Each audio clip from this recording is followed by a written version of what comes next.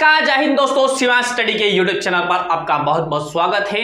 भारतीय संविधान की सीरीज को हम देख रहे थे और अभी तक हम देख चुके थे भाग 1 भारत के संघ और उसके राज्य क्षेत्रों के बारे में, भाग 2 जिसमें हमने नागरिकता के पढ़ा था और भाग 3 फंडामेंटल राइट यानी मौलिक अधिकारों के बारे में हम पढ़ रहे थे।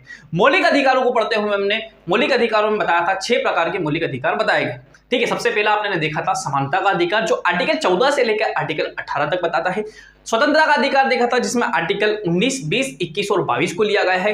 23 और 24 में हमने शोषण के विरुद्ध अधिकारों को देखा था। आर्टिकल 25 से लेकर आर्टिकल 28 तक आपने देखा था धार्मिक स्वतंत्रता का अधिकार देखा था। उसके बाद में अपना जो आगे वाला जो सेशन है, आज का सेशन है 29 और 30 जो कि आपके अल्पसंख्यक वर्गों को यानी कि संस्कृति एवं शिक्षा के अधिकार से संबंधित है।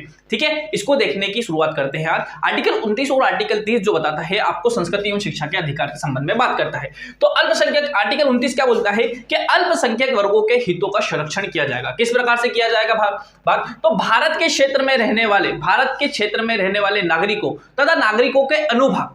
अब यहाँ पे ये बात आती है कि यहाँ पे लिखा है कि अल्पसंख्यक वर्गों के हितों का संरक्षण यानी कि बहुसंख्यक वर्गों का हितों का संरक्षण नहीं किया जाएगा क्या? ऐसी बात नहीं है। यहाँ पर आगे जब पढ़ेंगे अपने के भारत और उसके अनुभाग में रहने वाले जितने भी नागरिक हैं उसके हितों के संरक्षण की बात करता है। और यहाँ पर सुप्रीम कोर्ट ने टिप्पणी की है कि नागरिकों के अनुभाग का अर्थ होता है कि अल्पसंख्यक और बहुसंख्यक दोनों वर्गों के बारे में बात कर रहा है। तो आगे क्या बोलता है कि अपनी बोली, भाषा, लिपि और संस्कृति, अपनी बोली जो भी आप बोली बोलते हैं, मालवीनी, बाड़ी, जो भी आप बोली बोलते हैं, जो भाषा बोलते हैं, हिंदी, उर्दू, संस्कृत, जो भी भाषाएं बोलते हैं, उसके बाद में जो आपकी संस्कृति है, अपनी इंडियन कल्चरल है, और जो अपनी लिपि है, जैसे हिंदी की जो लिपि है वो आपकी क्या लिपि है? देवनागरी लिपि है, जो आपकी संस्कृत की ब्राह्मणी लिपि है। ठीक है, उसके बाद में आप उर्दू देखें तो अरबी लिपि में लिखा जाता है, अरबी फारसी में लिखा जाता है। तो इस प्रकार से जो लिपि है और जो अपनी संस्कृति है उस संस्कृति को सुरक्षित रखने का क्या देता है? आपको यह अधिकार देता है। किसी भी नागरिक को धर्म, जाति एवं भाषा के आधार पर, कोई भी नागरिक हो, भारत का कोई भी नागरिक हो, उसको काय के आधार पर, धर्म के आधार पर, जाति के आधार पर और काय के आधार पर, भाषा के आधार पर किसी भी शिक्षण संस्थान में प्रवेश करने से नहीं रोका जाएगा। जो भी राज्य द्वारा वित्त पोषित शिक्षण संस्थान है उसमें इन 3 आधारों पर किसी भी व्यक्ति को क्या नहीं किया जा सकता है? प्रवेश देने से रोका नहीं जा सकता है। ये बात कही गई है। मान लो कोई शिक्षण संस्थान है और कोई हिंदुओं का शिक्षण संस्थान है और वहां पे क्या कर रहा है, जो राज्य द्वारा वित्त पोषित है, तो वहां पर अगर कोई मुस्लिम व्यक्ति या सिख या ईसाई कोई भी व्यक्ति आकर पढ़ना चाहता है तो ना तो उसको जाति के आधार पर, ना तो धर्म के आधार पर, ना ही भाषा के आधार पर आप क्या नहीं कर सकते हैं, उस शिक्षण संस्थान में प्रवेश करने से नहीं रोक सकते हैं। अगर वो राज्य द्वारा वित्त पोषित है तो, अन्यथा आप रोक सकते हैं। उसके बारे में अपने आगे देखेंगे। ठीक है, अल्पसंख्यक अब 2 प्रकार के होते हैं। देखो, अल्पसंख्यक वर्ग को वर्ड को कहीं पर भी डिफाइन नहीं किया गया है, भारतीय संविधान में कहीं पे भी डिफाइन नहीं किया गया है। लेकिन अल्पसंख्यक की बात करें तो 2 आधारों पर अल्पसंख्यक को माना गया है। एक माना गया है आपके धार्मिक अल्पसंख्यक और एक माना गया है आपका कहीं पे भाषाई आधार पर अल्पसंख्यक हो सकते हैं। तो धार्मिक अल्पसंख्यकों की घोषणा जो करता है या धार्मिक अल्पसंख्यकों की जो व्याख्या करता है, उस व्याख्या करने का अधिकार संसद को दिया गया है और संसद ये निर्धारित करती है कि कौन सा व्यक्ति धार्मिक रूप से अल्पसंख्यक है और कौन सा व्यक्ति धार्मिक रूप से अल्पसंख्यक नहीं है। दूसरी बात यही कहें कि तो भाषाई अल्पसंख्यक को, तो भाषाई अल्पसंख्यक की जो बारे में बात करता है वो राज्य विधानमंडल को यह अधिकार दे रखा है कि वो भाषाई अल्पसंख्यकों को क्या कर सकता है? डिफाइन कर सकता है। ठीक है, यानी कि कुल मिला के ये बात करें कि धार्मिक अल्पसंख्यकों की जब बात की जाएगी तो केंद्र सरकार और संसद के द्वारा उसको डिफाइन किया जाएगा, परिभाषित किया जाएगा, और भाषाई अल्पसंख्यकों की जब बात की जाएगी तो राज्य विधानमंडल के द्वारा उसे परिभाषित किया जाएगा। इतना आपको समझ में आ गया होगा। यह आर्टिकल 29 बोलता है आपका इतना पूरा। ठीक है, एक बार और देख लेंगे। नागरिकों को किसी अनुभाग में को किसी भी बोली, भाषा, लिपि और संस्कृति के आधार पर किसी भी क्षेत्र सुरक्षित रखने का अधिकार है और काय के आधार पर, धर्म, जाति और भाषा के आधार पर प्रवेश करने से नहीं रोका जाएगा। 2 तरह के अल्पसंख्यक बताते हैं, एक भाषाई अल्पसंख्यक एवं धार्मिक अल्पसंख्यक के बारे में बात की गई। आर्टिकल 30 क्या बोलता है? आर्टिकल 30 बोलता है कि अल्पसंख्यक वर्गों को, जो भी अल्पसंख्यक वर्ग है, चाहे भाषाएं आधार पर हो चाहे धार्मिक आधार पर हो, तो जो भी अल्पसंख्यक वर्ग है उनको क्या किया जाएगा? अच्छे शिक्षण संस्थानों की स्थापना करने का अधिकार है। जैसे आपने देखा होगा कि जो मुस्लिम लोग होते हैं वो अपने मदरसों की स्थापना करते हैं, ठीक है। जो हिंदू लोग होते हैं गुरुकुलों की स्थापना करते हैं, ठीक है। अलग अलग प्रकार के शिक्षण संस्थानों की स्थापना करते हैं। तो वहां पे शिक्षण संस्थानों की स्थापना करने का जो अधिकार दिया गया है वो किस आधार पर दिया गया है, तो आर्टिकल 30 के आधार पर दिया गया है। उसके अलावा स्थापना तो कर ही सकते हैं, उसके अलावा वहां पे आप शासन प्रशासन भी कर सकते हैं, अपने हिसाब से उसका प्रशासन भी कर सकते हैं। क्या कर सकते हैं? प्रशासन अपने हिसाब से। अगर आपके प्राइवेट शिक्षण संस्थान खोले हैं, किसी प्रकार से वित्त पोषित नहीं है राज्य के द्वारा, तो क्या किया जा सकता है कि आप क्या कर सकते हैं, वहां पर धर्म की शिक्षा दे सकते हैं। और धर्म की शिक्षा देने के साथ साथ में क्या कर सकते हैं, उन संस्थानों की स्थापना करने का और उनका क्या करने का अधिकार है, प्रशासन करने का आपको अधिकार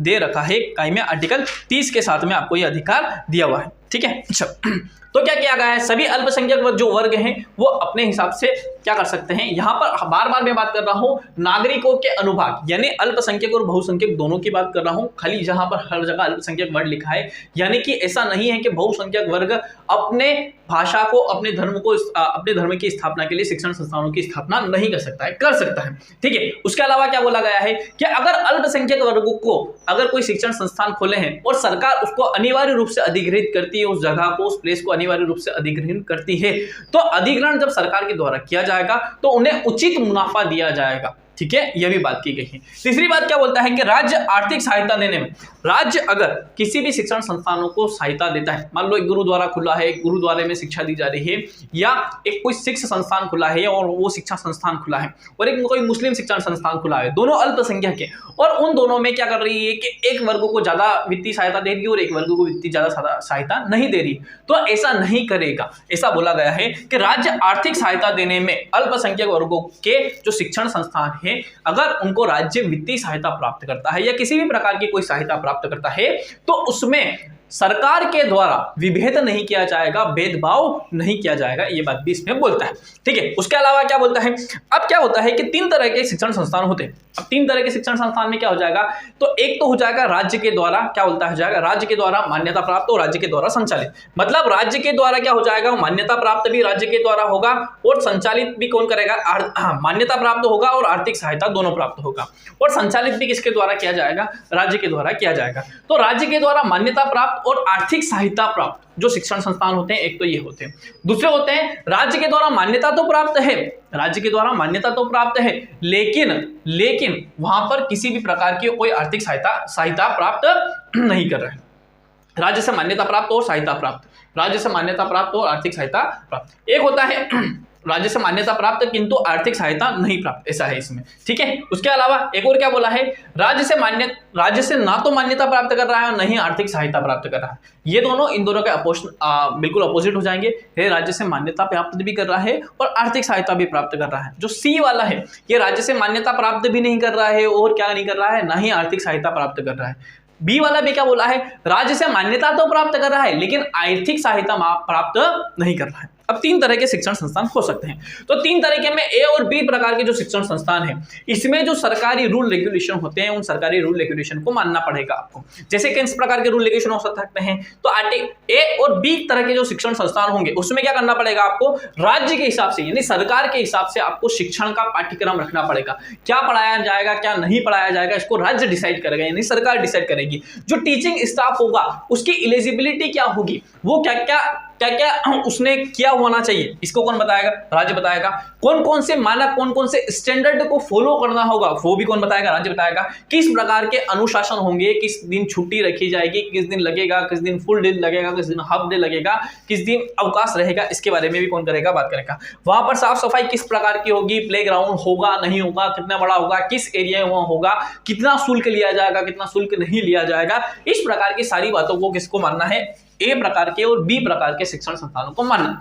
लेकिन जो सी प्रकार के शिक्षण संस्थान हैं, इनको इन शिक्षण संस्थानों को इनमें से किसी भी बातों को नहीं मानना, क्योंकि ना तो ये राज्य से मान्यता प्राप्त है और न ही क्या कर रहे हैं ये, ना ही आर्थिक सहायता प्राप्त कर रहे हैं। तो इनको सामान्य विधि जो कानून होते हैं, जो सामान्य कानून होते हैं, जैसे ठेका कानून होता है, विनिमयन कानून होता है, तो इन कानूनों को आपको मानना पड़ेगा। लेकिन ठेका कानून, श्रम कानून, इन प्रकार के कानूनों को मानना पड़ेगा। लेकिन आपको ये जो पाठ्यक्रम वगैरह है, अनुशासन है, शिक्षण स्टाफ है, सफाई व्यवस्था है, इनको आपको मानने की आवश्यकता नहीं है, ठीक है। तो ये बोलता है आपका आर्टिकल 30। इतना है, ठीक है। उसके बाद में आर्टिकल 31 क्या बोलता है? आर्टिकल 31 क्या है कि आर्टिकल 31 जैसा जो बात है वो संपत्ति के अधिकार के बारे में वर्णन करता है। तो संपत्ति का अधिकार एक तो आपके 19 के F में था, ठीक है, 19 के F में शिक्षा आपका अधिकार था संपत्ति का अधिकार, और आपके 31 में दो जगह आपके संपत्ति के अधिकार की बात कही गई थी। तो संपत्ति के अधिकार को जैसे ही भारत देश आजाद हुआ तो संपत्ति का अधिकार भी दिया था आपको। तो संपत्ति का अधिकार दिया था तो भारत को विकास, जो भारत की विकास यात्रा वहां से स्टार्ट हुई थी 1947 के बाद में 50 से स्टार्ट हुई मानी। तो जब विकास यात्रा स्टार्ट हुई तो उस विकास यात्रा में संपत्ति का अधिकार रोड़े डाल रहा। तो संपत्ति का अधिकार स्टार्टिंग से, जब से भारत का संविधान बनकर लागू हुआ 26 जनवरी 1950 से ही ये क्या कर रहा था, रोड़े डाल रहा था विकास कार्यों में। तो क्या हो रहा था, इसको एक समय आया जब 44वां संविधान संशोधन किया गया, ठीक है। 44वां संविधान संशोधन 44th कॉन्स्टिट्यूशन अमेंडमेंट 1978 के द्वारा क्या किया गया, इस संपत्ति के अधिकार को क्या कर लिया गया, हटा लिया। संपत्ति का अधिकार कुल मिला कि जहां से आज हमारा स्टूडियो है, मान लो यहाँ पे सरकार चाहती है कि यहाँ पे हम एयरपोर्ट बना लेते हैं, एयरपोर्ट बनाना चाहते हैं तो आसपास के सारे घरों को तोड़ा जाएगा। अब हम बोले कि नहीं, हमारा संपत्ति का अधिकार सब फंडामेंटल राइट, जाके पढ़ो 19 F, जाके पढ़ो 31, तो क्या किया जाएगा, नहीं हम तो सुप्रीम कोर्ट जाएंगे, हम हाई कोर्ट जाएंगे, क्योंकि हमारे फंडामेंटल राइट है। अब फंडामेंटल राइट को छेड़ रहे हैं, छाती पीटने का, बाप रे बाप रे बाप रे, क्या करेंगे, क्या हमारा संपत्ति के अधिकार को छीना जा रहा है। तो सरकार ने क्या, संपत्ति के अधिकार को ही हटा दो, क्या करो, संपत्ति के अधिकार को ही हटा दो। तो यहाँ पे आप सरकार को एयरपोर्ट बनाना है, यहाँ से 4 लाइन निकालना है, एक्सप्रेस में निकालना है, तो सरकार अनिवार्य रूप से संपत्ति का क्या कर लेगी, अधिग्रहण कर लेगी। अगर ये राइट अभी भी उपलब्ध होता तो मैं जा सकता था supreme court, high court, session court, जहां पे भी जाना होता था वहां जा सकता था और बोल सकता था कि मेरे तो पुरखों की जमीन है, मैं तो यहीं रहूंगा, मैं तो बिल्कुल भी नहीं हटूंगा भाई साहब। तो ऐसा हो सकता था, इसलिए क्या किया सरकार ने, इस पूरे अधिकार को ही समाप्त कर दिया। कब समाप्त कर दिया गया, तो 44th कॉन्स्टिट्यूशनल अमेंडमेंट यानी 44वां संविधान संशोधन 1978 के द्वारा इसको समाप्त कर दिया गया। अब ये कहां पे रखा गया, तो सर क्या संपत्ति का अधिकार समाप्ति हो गया? बिल्कुल, संपत्ति का अधिकार तो है लेकिन ये फंडामेंटल राइट के अंतर्गत नहीं है, भाग 3 के अंतर्गत नहीं आता, ये लीगल राइट के अंतर्गत आता है, कानूनी अधिकार के अंतर्गत आता है। कानूनी अधिकार में क्या होता है, फंडामेंटल राइट और लीगल राइट में क्या अंतर होता है कि फंडामेंटल राइट में अधिकार अगर परिवर्तन करना है तो आपको संविधान में संशोधन करना पड़ेगा, और अगर आपको लीगल राइट में परिवर्तन करना है तो सामान्य संशोधनों के माध्यम से ही किया जा सकता है, ठीक है। इसमें बहुत ज्यादा पेचीदगी नहीं आती है, ठीक है। तो इसको कहां रख दिया गया है, तो यह आर्टिकल 3 के 19 F में था और 31 में था, तो इसको यहां दोनों जगह से उठाया और इसको फेंक दिया बिल्कुल बहुत दूर, कहां पे, भाग 12 के 300 क में फेंक दिया भाई साहब। तो भाग 12 के 300 क में फेंक दिया है, 300A में फेंक दिया है, और वहां पर इसको क्या बोल दिया गया है, वहां पर इसको बोल दिया गया है लीगल राइट, यानी कि ये कानूनी अधिकार हो गया है, ये फंडामेंटल राइट से इसको क्या कर दिया है, उठा के फेंक दिया, ठीक है। इसके बाद से आपका चालू होता है ये जो वाला भाग है, ये 2 आर्टिकल में ही समाप्त हो जाता है। इसके बाद वाला जो भाग चालू होता है संवैधानिक उपचारों के अधिकार से सम्मिलित होता है। आर्टिकल 32 से स्टार्ट होता है और आर्टिकल 35 तक जाता है दोस्तों। तो आर्टिकल 32 को अपने सबसे लास्ट में पढ़ेंगे क्योंकि उसमें कुछ रीड्स है, उस रीड के बारे में अपने बात करेंगे एंड। उससे पहले हमने आर्टिकल 33, आर्टिकल 34 और आर्टिकल 35 को समझने की कोशिश करते हैं। तो आर्टिकल 33 क्या बोलता है दोस्तों, आर्टिकल 33 ये बोलता है कि कुछ व्यक्ति हैं, कुछ संस्थानें हैं, उन शिक्षा संस्थानों के लिए क्या करना है, इस फंडामेंटल राइट को क्या कर देना है, समाप्त कर देना है। क्यों कर देना है ऐसा भाई साहब, क्या वो भारत के नागरिक नहीं है? भारत के नागरिक हैं, लेकिन उनको उनके कुछ कर्तव्य हैं, उनके कुछ विशेष कर्तव्य हैं। उन विशेष कर्तव्यों को कैसे निभाएंगे? अगर उनके फंडामेंटल राइट दे दिए अपने ने तो वो फंडामेंटल राइट को ले लेके सुप्रीम कोर्ट जाएंगे, साहब मेरे को सोने का अधिकार है, 24 घंटे ड्यूटी करवा रहे हैं, मैं सुबह से खड़ा हुआ पुलिस का डंडा लेके, अब क्या करूँ साहब, मेरा तो फंडामेंटल राइट का हनन हो रहा है। क्योंकि आपको आर्टिकल 21 में बोल दिया है कि सोने का अधिकार, मेरे को तो एकांतवास में रहने का अधिकार है साहब, एकांतवास में रहूंगा। और क्या कर रहे हैं, आपको बसों में भर भर के ले जा रहे हैं पुलिस वालों को, सेना वालों को, क्या कर रहे हैं, ठीक है। अच्छा खाना खाने का अधिकार है साहब, खाना मिला तो मिला, कभी नहीं भी मिलता है बहुत सारी जगह। तो क्या होता है, बहुत सारे ऐसे संस्थान होते हैं, वहां पर क्या करना है, आपके फंडामेंटल राइट होने चाहिए लेकिन थोड़े सीमित होने चाहिए। इतने सारे फंडामेंटल राइट ले लोगे तो जो आपके कर्तव्य दिए हैं उन कर्तव्यों का निर्वहन सही से नहीं कर पाएंगे। तो क्या किया गया है, कुछ संस्थानों के लिए जो गुप्तचर संस्थान है, जैसे IB है, CID है, CBI है, जैसे आपका RO है, जैसे आपका NI है, जैसे भारतीय इंडियन IM मिलिट्री है, आपकी इंडियन एयरफोर्स है, आपका भारतीय नौसेना है, उसके अलावा जो प्रादेशिक पुलिस है, इतनी सारी जो संस्थान हैं, बहुत सारे और गुप्तचर जो संस्थान हैं, इन सारे गुप्तचर संस्थानों के लिए क्या कर दिया गया है, इन फंडामेंटल राइटों को क्या कर दिया गया है, सीमित कर दिया गया। क्यों कर दिया गया है, ताकि जो उनके कर्तव्य हैं उन कर्तव्यों का वो अच्छे से पालन कर सके। दूसरी बात, जो अनुशासन है वो अनुशासन रहे, ठीक है, ताकि अनुशासन के साथ में अपने कर्तव्यों का उचित निर्वहन कर सके। इसलिए सशस्त्र बलों के लिए, पुलिस के लिए कुछ फंडामेंटल राइट को क्या कर दिया गया है, प्रतिबंध लगा दिया गया है या उनको कम कर दिया गया है, ताकि वो अपने कार्यों को क्या कर सके, ठीक तरीके से कर सके। ये आर्टिकल 33 बोलता है। आर्टिकल 34 क्या बोलता है?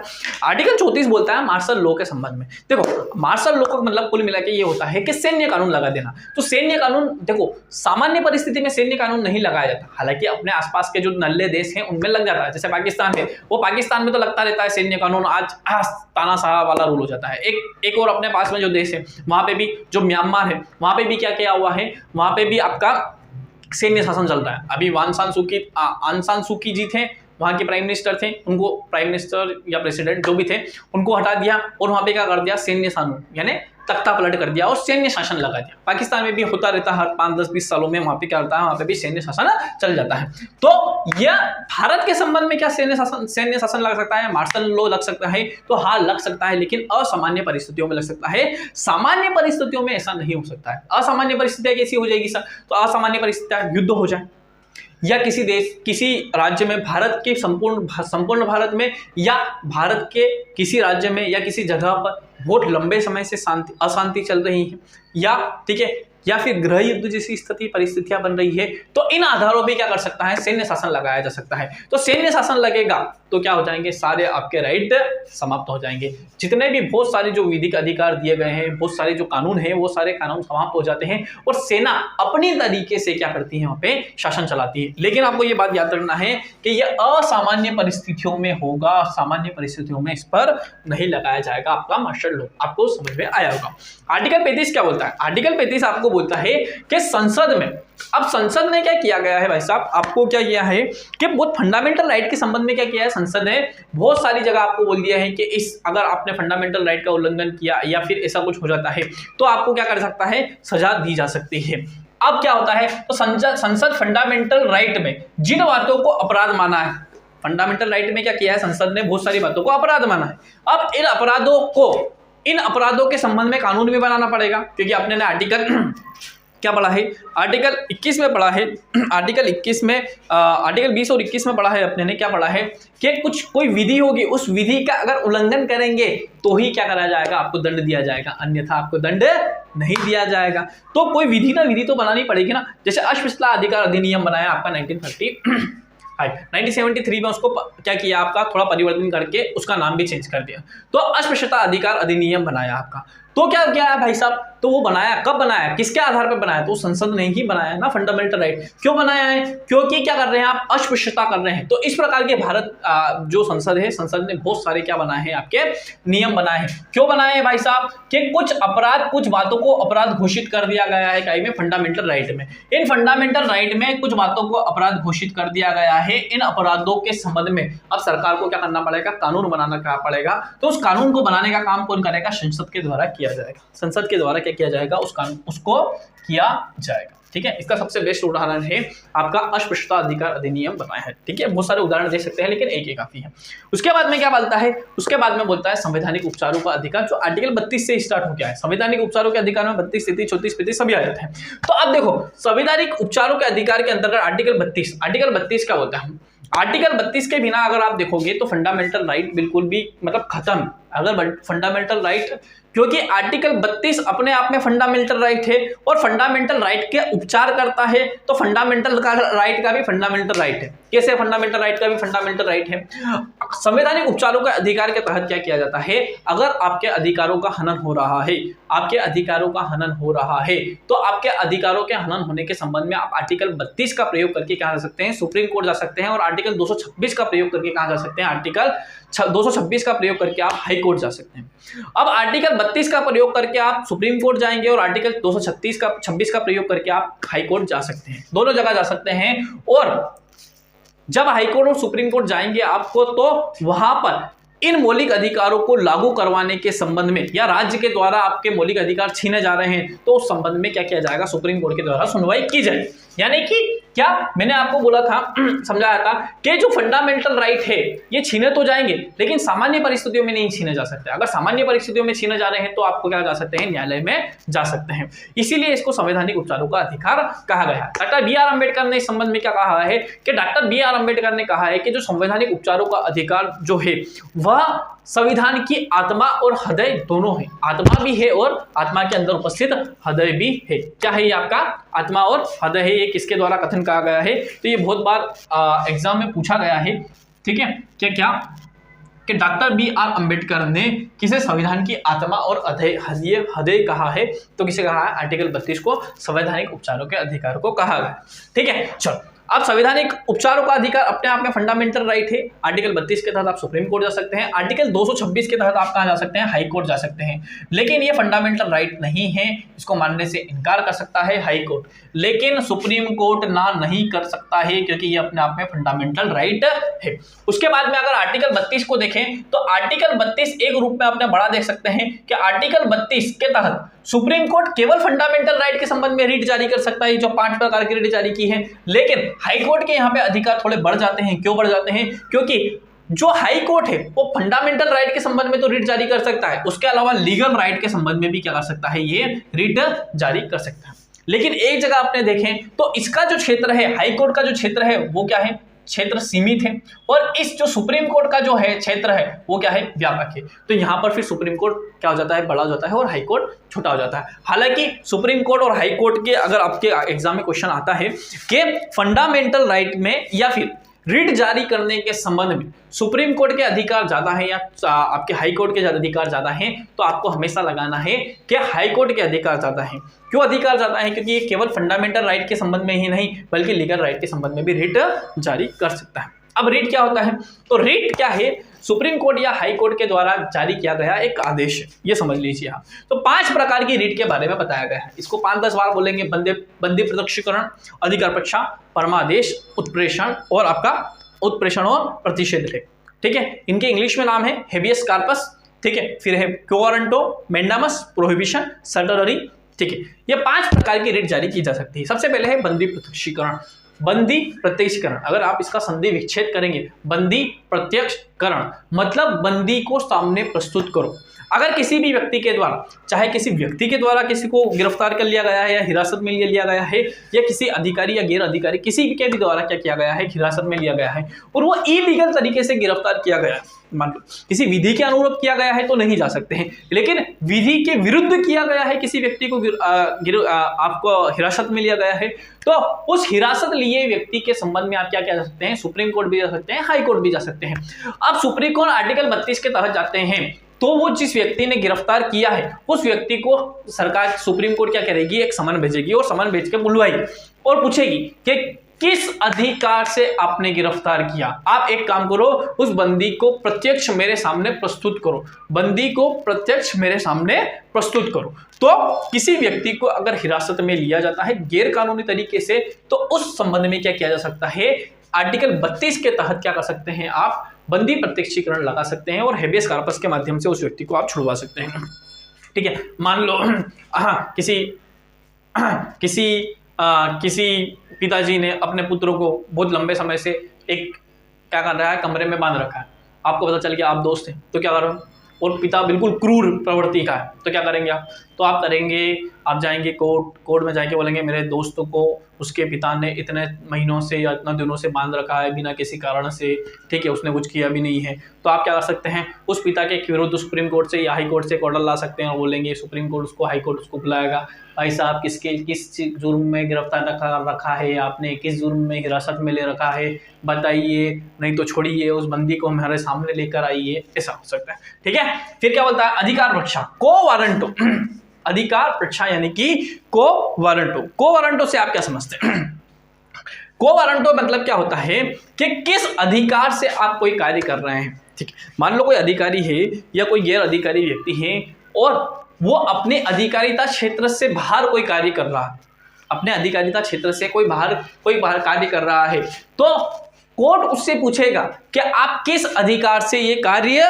कर रहे हैं, किस अधिकार से आप ये कार्य कर रहे हैं। ये आपका क्या कर सकता है, हो सकता है किस अधिकार से या किस वारंट से या किस अधिकार से आप ये कार्य कर रहे हैं। ठीक है। उसके बाद में आता है परमादेश यानी कि मेंडामस।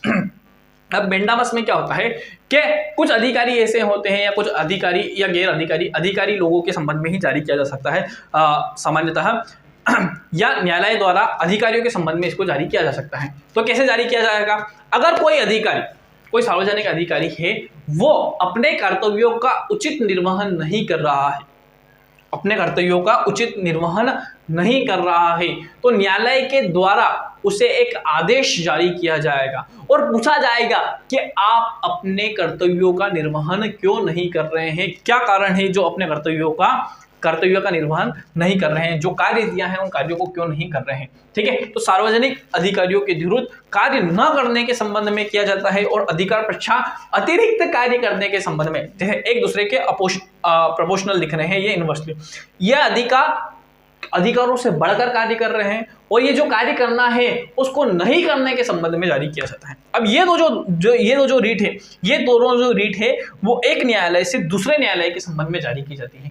मतलब उच्च न्यायालय से निम्न न्यायालय, यानी सुप्रीम कोर्ट हाई कोर्ट को जारी कर सकता है, और हाई कोर्ट किसको जारी कर सकता है? सुप्रीम कोर्ट हाई कोर्ट को जारी कर सकता है, और हाई कोर्ट के अलावा सेशन कोर्ट को भी जारी कर सकता है, और हाई कोर्ट केवल सेशन कोर्ट को जारी कर सकता है, सुप्रीम कोर्ट को जारी नहीं कर सकता है। तो ये दोनों जो रीट है ये अपर कोर्ट के द्वारा लोअर कोर्ट को जारी की जाती है। मतलब उच्च न्यायालय के द्वारा निम्नतम या अधीनस्थ न्यायालय के संबंध में जारी की जाती है। तो प्रतिषेध लेख और उत्प्रेषण, प्रतिषेध लेख यानी यदि प्रतिषेध लेख का मतलब क्या होता है? प्रोहिबिशन का मतलब क्या होता है? यानी कि रोक लगा देना, किस चीज पर रोक लगा देना? कोई लोअर कोर्ट अपनी अधिकारिता क्षेत्र के बाहर कोई केस की सुनवाई कर रहा है, उस सुनवाई को करने का उसको अधिकार ही नहीं है, तो क्या बोलेगा? उसके अपर का जो कोर्ट है, मान लो सेशन कोर्ट है, सेशन कोर्ट हाई कोर्ट से संबंधित कोई मामले को सुन रहा है, तो क्या बोलेगा? हाई कोर्ट बोलेगा क्यों सुन रहा है, एक काम करो ऊपर भेजो, आपका काम नहीं है, ये काम हमारा है, ये आपके अधिकारिता क्षेत्र में आता ही नहीं है, तो ये क्या करना है? ये आपका अधिकार नहीं है, हम इस पर रोक लगा। ठीक है। दूसरी बात, या फिर हाई कोर्ट ऐसा कोई केस सुन रहा है जिसको हाई कोर्ट को सुनने का अधिकार ही नहीं, ये केवल कौन सुन सकता है? ये केवल सुप्रीम कोर्ट सुन सकता है। तो सुप्रीम कोर्ट क्या करेगा? हाई कोर्ट को बोलेगा कि ये आपके अधिकारिता क्षेत्र में नहीं आता, हम इस पर रोक लगाते हैं। ठीक है, ये हमारे क्षेत्र अधिकार में आता है, तो हम इसको सुने। ठीक है, ये समझ में क्या होगा? उत्प्रेषण का मतलब क्या होता है भाई साहब? उत्प्रेषण का मतलब ये होता है कि अगर कोई लोअर कोर्ट में कोई मामले लंबित पड़े हुए हैं,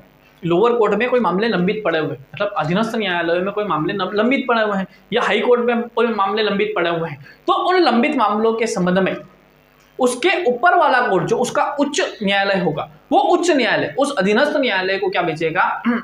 आदेश भेजेगा और बोलेगा कि ये जो लंबित मामले पड़े हैं ये इसको ऊपर भेज दीजिए। उत्प्रेषण यानी ऊपर प्रेषित कर दीजिए। अभी लंबित पड़े हुए हैं, आपके पास में टाइम नहीं है, तो आप क्या कीजिए? इसको ऊपर की ओर दे दीजिए। तो इसका मतलब हो जाएगा उत्प्रेषण। इसको वो इंग्लिश में बोलते हैं सर्कुलरी। तो 5 प्रकार की आपके पास में रीट होती है: बंदी प्रत्यक्षीकरण, अधिकार परीक्षा, परमादेश, प्रतिषेध लेख, उत्प्रेषण। इन 5 प्रकार के रीट को आप जारी करवा सकते हैं। ठीक है, किसके द्वारा? सुप्रीम कोर्ट या हाई कोर्ट के द्वारा। ठीक है, इतना जो पूरा आपका जो सेशन चल रहा था, यहाँ पर फंडामेंटल राइट आपका समाप्त हो जाता है, यानी कि मौलिक अधिकार वाला जो सेशन हो जाता है वो आपका समाप्त हो जाता है, जिसमें आपने अल्पसंख्यकों के हितों का संरक्षण देखा है, अल्पसंख्यकों के वर्गों के शिक्षण संस्थानों में स्थापना और प्रशासन करने का अधिकार देखा है। ठीक है, 31 में आपने संपत्ति का अधिकार जो कि 44वें संविधान संशोधन 1978 के द्वारा समाप्त कर दिया, 300A में रखा। फिर सशस्त्र बलों के अधिकारों को सीमित कर दिया, ये देखा। फिर आपके मार्शल लॉ से संबंधित देखा आपने ने। फिर आपने 35 में देखा कि संसद को ऐसे कानूनों के संबंध, ऐसी बातों के संबंध में, ऐसे फंडामेंटल राइट जिनको अपराध माना गया है, ठीक है, उनके संबंध में कानून बनाने का अधिकार देखा। और आर्टिकल 32 को देखा, संवैधानिक उपचारों के अधिकार के संबंध में देखा। आई होप ये पूरा फंडामेंटल राइट वाला यहाँ पे सेशन समाप्त होता है। इसके बाद अपने फंडामेंटल राइट की विशेषताओं के बारे में देख लेंगे और फंडामेंटल राइट और डीपीएसपी का क्या कर लेंगे, अपने एक दूसरे के बारे में बता देंगे। इन दोनों में क्या क्या अंतर है वो देखने की कोशिश कर लेंगे। आई होप ये आपको वीडियो समझ में आया होगा, पसंद आया होगा। अगर पसंद आया है तो हमारे सेशन को लाइक कीजिए, शेयर कीजिए और सब्सक्राइब कीजिए। ठीक है, जय हिंद।